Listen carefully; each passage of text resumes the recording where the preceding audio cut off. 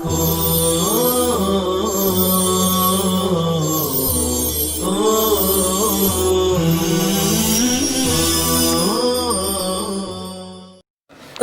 علیکم ورحمۃ اللہ وبرکاتہ۔ بسم اللہ الرحمن الرحیم۔ الحمد للہ رب العالمین، وأصلی وأسلم علی رسولہ الکریم وعلی آلہ وصحبہ اجمعین، اما بعد۔ عزیز طلبہ، اغراض تشبیہ کا بیان چل رہا تھا، اس میں سے بیان امکان مشبہ اور بیان حال مشبہ، ان دو غرضوں کا بیان ہو چکا تھا۔ آج ہمارے سامنے نمبر 3 پہ مشبہ کے حال کی مقدار کا بیان ہے، تو دیکھتے ہیں۔ وَبَيَانُ مِقْدَارِ حَالِ الْمُشَبَّهِ، اور مشبہ کے حال کی مقدار کا بیان، کہ مشبہ کی جو حالت ہے وہ کس مقدار تک ہے، اس کی مقدار کیا ہے، یعنی مقدار حال کو قوت اور ضعف کے اعتبار سے بیان کرنا کہ یہ قوت میں یا کسی خوبی میں کہاں تک ہے، یا ذوق میں، یا پھر کسی یعنی خامی میں، برائی میں کہاں تک ہے۔ اور مقدار حال کب ہوگا؟ جب مشبہ معروف صفت ہو، جب اس کی صفت معلوم ہو، اس کا وصف معلوم ہو، یعنی اجمالی طور پہ اس کا وصف کیا ہو، معلوم ہو۔ پھر تشبیہ جب دی جائے گی تو اس کا مقصد یہ ہوگا کہ وہ جو صفت اجمالاً معلوم ہے، وصف جو مشبہ کا اجمالاً معلوم ہے، وہ کہاں تک ہے، اس کی مقدار کیا ہے۔ جیسے فَكَانَتْ وَرْدَةً كَالدِّهَانِ، کہ آسمان سرخ ہو جائیں گے۔ سرخ یہ اس کی اجمالاً یعنی مشبہ کا حال جو ہے معلوم ہوگا اجمالاً کہ سرخ ہوں گے، لیکن کیسے ہوں گے، اس کی مقدار کیا ہوگی، یہ معلوم نہیں ہے۔ اب جب تشبیہ دے دیا کالدہان تو واضح ہو گیا، اس کے حال کی مقدار معلوم ہو گئی کہ سرخ چمڑے کی طرح ہوں گے۔ جیسے کہا جاتا ہے الماء کالثلج فی شدۃ البرودۃ، پانی برف کی طرح ہے۔ اب یہاں پہ آپ دیکھیے، پانی ٹھنڈا ہے یہ تو ٹھیک ہے، لیکن یعنی پانی کا یہ وصف اجمالاً معلوم ہے کہ پانی ٹھنڈا ہے۔ جب ثلج کے ساتھ تشبیہ دیا تو کیا معلوم ہوا کہ اتنا ٹھنڈا ہے جتنا کہ برف ٹھنڈا ہوتا ہے۔ تو یہاں پہ پانی کا جو حال ٹھنڈا ہونا ہے، یعنی اس جگہ اس مثال میں اس کی مقدار معلوم ہو گئی۔ آگے دیکھیے تقریر و حال المشبہ،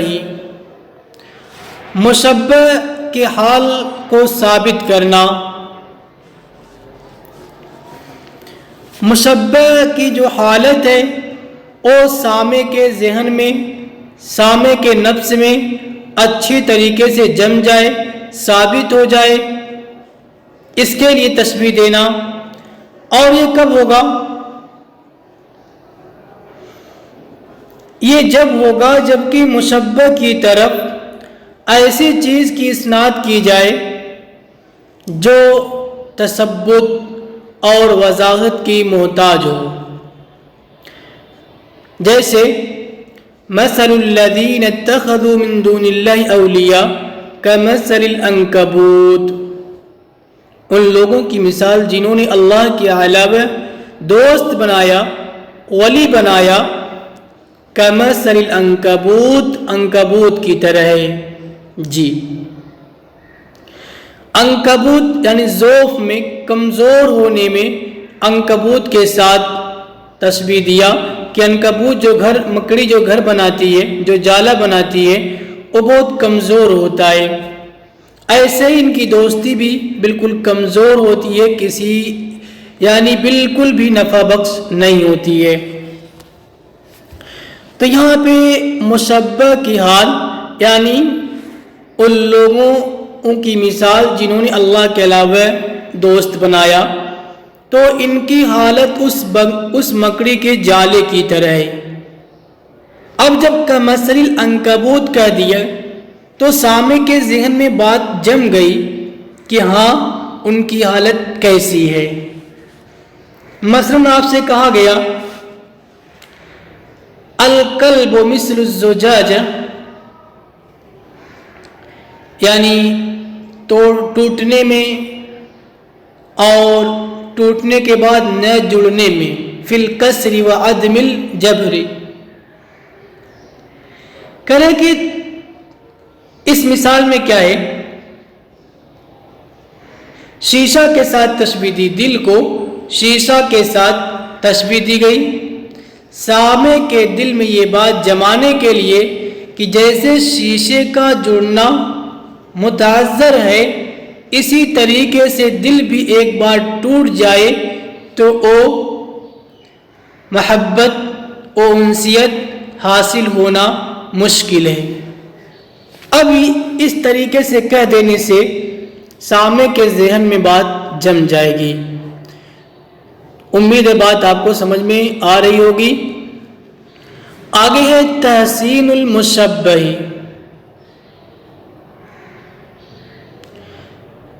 تحسین المشبہ جیسے کأنہن لؤلؤ مکنون، مشبہ کی تعریف مقصود ہو تشبیہ کے ذریعے، جیسے یہاں پہ حوروں، ہن جو حوروں کی طرف راجع ہے، تشبیہ دی گئی کس کے ساتھ؟ لؤلؤ مکنون کے ساتھ، وہ موتی جو چھپا کر بھی رکھے گئے ہوں، جن پہ گرد و غبار نہ پڑے ہوں، جو بالکل چمک رہی ہوں۔ تو یہاں پہ ظاہر سی بات ہے اچھی چیز کے ساتھ تشبیہ دی گئی، مقصد کیا ہے؟ مشبہ کے اندر بھی اس حسن کو بتانا، اس حسن کا اظہار کرنا ہے۔ آگے دیکھتے ہیں وَتَقْبِيحُ الْمُشَبَّهِ، مشبہ کی قباحت کو بیان کرنا، اس کے برعکس یعنی جو پیچھے گزرا، جیسے کَمَثَلِ الْحِمَارِ يَحْمِلُ أَسْفَارًا، یعنی جن کو کتاب دی گئی اور وہ کتاب پہ عمل نہیں کرتے، تو وہ گدھوں کی طرح ہیں جو کہ ڈھیر ساری کتابوں کو اٹھائے ہوئے ہو، اسفار کو اٹھائے ہوئے ہو، اس کا کوئی فائدہ نہیں ہے۔ تو یہاں پہ ان کی تشبیہ کن کے ساتھ ہے؟ حمار کے ساتھ ہے۔ تو بالکل واضح ہے کہ مقصد مشبہ کی قباحت بیان کرنا ہے، مشبہ کے اندر جو قباحت ہے اس کا اظہار کرنا ہے۔ آگے دیکھیے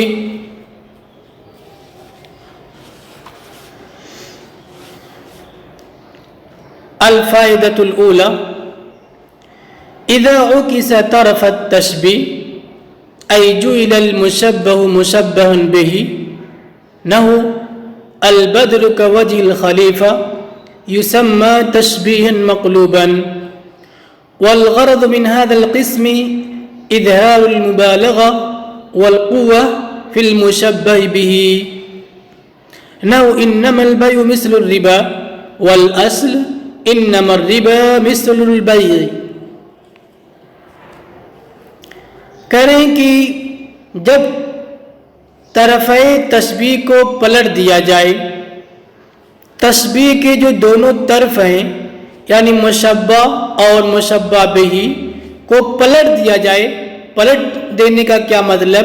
اے جعل المشبہ مشبہا بہ، مشبہ کو مشبہ بہ بنا دیا جائے اور مشبہ بہ کو مشبہ بنا دیا جائے۔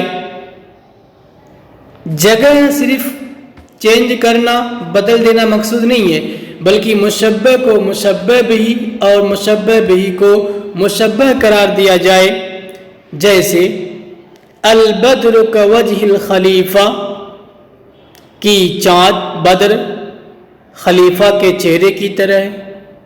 حالانکہ تشبیہ کس کے ساتھ دی جاتی ہے؟ چاند کے ساتھ دی جاتی ہے۔ الوجہ کالبدر کہا جاتا ہے، تو یہاں پہ تشبیہ کو پلٹ دیا، یعنی مشبہ کو مشبہ بہی بنا دیا اور مشبہ بہی کو مشبہ بنا دیا۔ تو جب تشبیہ کے دونوں طرف کو یعنی مشبہ اور مشبہ بہی کو پلٹ دیا جائے تو اس کو تشبیہ مقلوب کہا جائے گا، اس کو تشبیہ مقلوب کہا جائے گا۔ مقلوب کے معنی ہی کیا ہے؟ پلٹی ہوئی چیز، پلٹا ہوا۔ اب یہاں پہ تشبیہ چونکہ پلٹ گئی ہے اس لیے اس کو مقلوب کہا جائے گا۔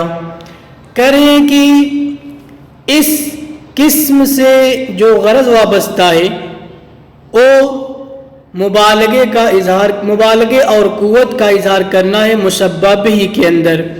مشبہ بہی کے اندر یعنی قوت پائی جا رہی ہے، اس کا اظہار کرنا۔ جی جیسے انما البیع مثل الربا، کہ بیع ربا کی طرح ہے۔ اس کی اصل عبارت کیا ہے؟ انما الربا مثل البیع۔ جی تو کیا کریں کہ اس قسم کی غرض کیا ہے؟ مشبہ بہی کے اندر قوت اور مبالغے کا اظہار کرنا ہے۔ مشبہ بہی جو یعنی اصل عبارت میں مشبہ بہی ہے لیکن اس کو مشبہ بنا دیا ہے، تو مشبہ کے اندر قوت اور مبالغے کا اظہار کرنا ہے۔ ایک طریقے سے وہ مشبہ ہے، موجودہ حالت میں وہ مشبہ ہے لیکن اصل حالت میں مشبہ بہی ہے۔ جی اس بات کو آپ یاد رکھیے گا۔ اب دیکھیے اس مثال کے اندر انما البیع مثل الربا کے اندر یہ اس بات کا دعویٰ کرنا ہے، اس بات کو بتانا ہے کہ مشبہ بہی سے اتم اور اظہر ہے وجہ شبہ میں۔ جب کہا انما البیع مثل الربا کس کی جگہ؟ یعنی انما الربا مثل البیع کی جگہ۔ کیوں؟ اس لیے کہ ان کے نزدیک اس بات کا وہم ہے کہ ربا حلت میں ان کے نزدیک بیع سے زیادہ اتم ہے۔ ربا جو اصل عبارت میں مشبہ بہی ہے، موجودہ عبارت میں مقلوب کے بعد مشبہ بن گیا، ان کے نزدیک چونکہ یہ وہم ہے کہ ربا حلت میں بیع سے زیادہ اتم ہے۔ کیوں؟ اس لیے کہ بیع کا مقصد تو صرف نفع ہے اور ربا میں نفع اثبت ہے۔ بیع کبھی ممکن ہے کہ خسارہ ہو جائے، نفع نہ ہو، لیکن ربا میں تو نفع اثبت ہے، ثابت ہے، ہونا یقینی ہے۔ تو معلوم ہوا کہ جس مقصد کے لیے بیع کو مشروع کیا گیا ہے یعنی نفع کے لیے، وہ مقصد تو ربا میں اتم درجے کا پایا جا رہا ہے۔ امید ہے بات آپ کو سمجھ میں آ گئی ہوگی۔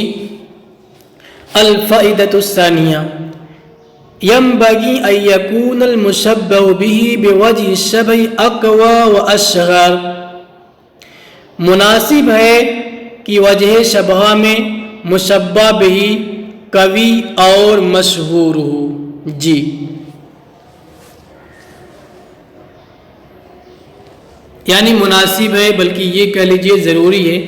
ظاہر سی بات ہے جس کے ساتھ آپ تشبیہ دے رہے ہیں اس کا قوی ہونا ضروری ہے۔ جس کے ساتھ آپ تشبیہ دے رہے ہیں، زید کو آپ شیر کے ساتھ تشبیہ دے رہے ہیں شجاعت میں، تو شجاعت میں شیر کا قوی ہونا کیا ہے؟ ضروری ہے، ورنہ تشبیہ کا کوئی فائدہ نہیں ہوگا۔ لہذا کہا جائے گا کہ تشبیہ مقبول اسی وقت ہوگی جب اغراض سابقہ اس میں پائی جائیں، بئی طور کی مشبہ بہی مشبہ سے زیادہ معروف ہو۔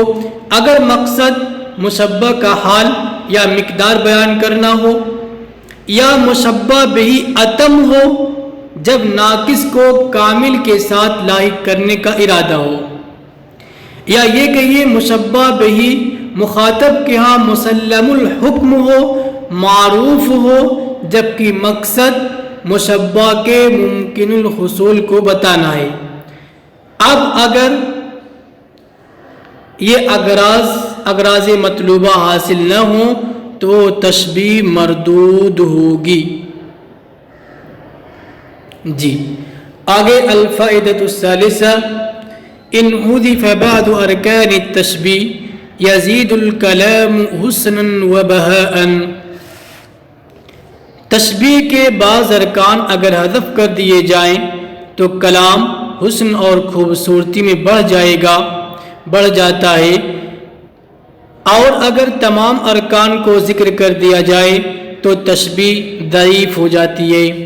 یہ تیسرا فائدہ ہے، اگر اس کے بعض ارکان کو حذف کر دیا، جیسے یہاں پہ انما البیع مثل الربا، وجہ شبہ حذف ہے۔ جی آپ نے کہا انما المؤمنون اخوہ، وجہ شبہ اور ادات تشبیہ دونوں محذوف ہیں، تو کریں کہ اگر بعض ارکان محذوف ہوں تو کلام حسن میں بڑھ جاتا ہے۔ آپ نے کہا مثلا وجہک بدر، وجہک یا انت بدر، اور آپ نے کہا انت کالبدر فی اللمعان فی الحسن، تو اس میں یہ مزہ نہیں ہے، یعنی ساری چیزیں ذکر کر دینے میں وہ مزہ نہیں ہے جو مزہ کی صرف آپ مشبہ اور مشبہ بہی کو ذکر کر دیجئے، اس میں جو مزہ ہے وہ ذکر کرنے میں مزہ نہیں ہے۔ آگے اسئلہ ہے، عرف علم البیان ومن وضع هذا العلم، اس علم کے وضع کرنے والے کون ہیں؟ علم بیان کی تعریف کیجئے۔ عرف التشبیہ وبین ارکانہ، تشبیہ کی تعریف کیجئے، اس کے ارکان کو بیان کیجئے۔ وضع ادات التشبیہ، ادات تشبیہ کو واضح کیجئے۔ کم قسم للتشبیہ باعتبار الطرفین، طرفین کے اعتبار سے تشبیہ کی کتنی قسمیں ہیں۔ کم قسم للتشبیہ باعتبار الادات، ادات کے اعتبار سے تشبیہ کی کتنی قسمیں ہیں۔ عرف کل منہا، ہر ایک کی تعریف کیجئے۔ کم قسم للتشبیہ باعتبار وجہ الشبہ، وجہ شبہ کے اعتبار سے تشبیہ کی کتنی قسمیں ہیں۔ عرف کل منہا، ہر ایک کی تعریف کیجئے۔ ما هو التشبیہ البلیغ، تشبیہ بلیغ کیا ہے؟ ما هو التشبیہ المقلوب، تشبیہ مقلوب کیا ہے؟ ما ہی اغراض التشبیہ، تشبیہ کے اغراض کیا ہیں؟